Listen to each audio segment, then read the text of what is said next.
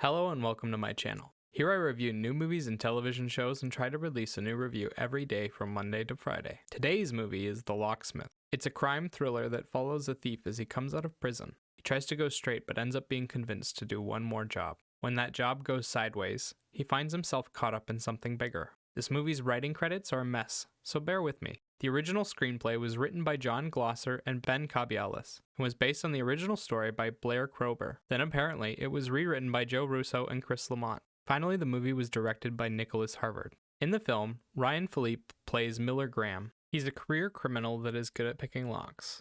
He's a little dumb, but he's honest and tries his best to look out for his family and friends. Philippe's performance is good, but the character is simplistic and there wasn't much there for him to build on. He expresses himself well during the emotional moments near the end, but for the most part he's reacting to events and trying to stay stoic.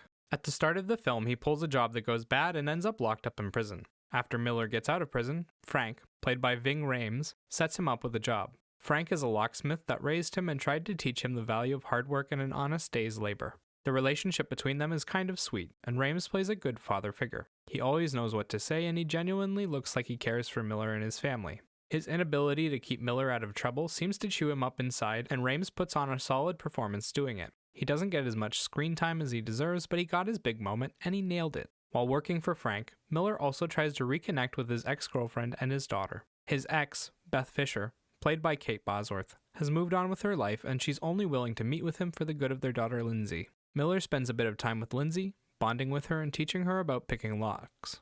The relationship between them is a little messy, but it doesn't take up too much of the film and reminds us what's at stake for Miller, although they do some fun callbacks to these moments later. Next, we have the relationship between Beth and Miller. Beth is a former waitress who is now a cop. She's also been living as a single mother while Miller was in prison. She's a straight-laced person and she tries to set Miller straight after he gets out. He is still hoping for things to return to the way they were. Bosworth starts off somewhat bland, but ends up adding enough flavor to her character to stand out. She's not the typical love interest here, and Beth ends up being more competent than Miller by a mile. Initially, they start off at arm's length, and their relationship progresses in a predictable manner. Both of them act their parts well, but neither of the characters grow over the course of the film, and the relationship between them is average at best. Fortunately, the movie's more focused on the crime elements than their relationship. One day at work, Miller gets a sweet job working for a rich developer, and the developer tells him that he was recommended for the job by a woman named April. When Miller returns to his shop, he finds April waiting for him, and she asks him to do one more job. She's in trouble, and this is the only way she can get out. He owes her for something in the past, and he wants to look out for her anyway.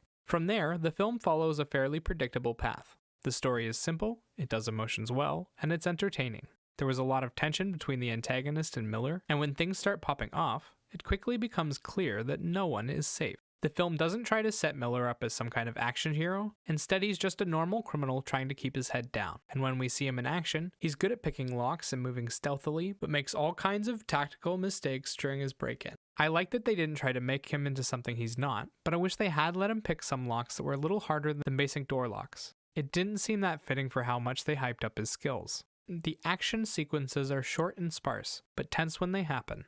They mostly center around shootouts between the different parties, but there are also a few burglary scenes here too. The violence is pretty standard shots of people being hit and their bodies lying in pools of blood. Outside of the action, the film does a lot of standard visual work. Everyone's dressed in normal clothes, and it looks like they shot in real locations rather than on a studio lot. It's all shot in a clean way that centers the characters and their emotions well, but none of it looks complex or visually striking. As far as the sound goes, the film is fairly quiet, with a few background instrumental tracks here and there to emphasize a big moment. Inspirational piano music when Miller is teaching Lindsay, tense drums and guitars when there's something going down, and mysterious blues during transitions. I often found that it didn't add much to the film, but I did notice a few times when the music felt out of place. In the end, I found The Locksmith to be an entertaining film that stumbles into a lot of cliches and tropes. The characters are pretty basic, but the cast does a decent job of their performances. Visually, it's clean and looks good, but the soundtrack doesn't add much. The Locksmith is good for one watch through, but there isn't much else to get out of the story, and there's nothing truly memorable about the film. 6 out of 10.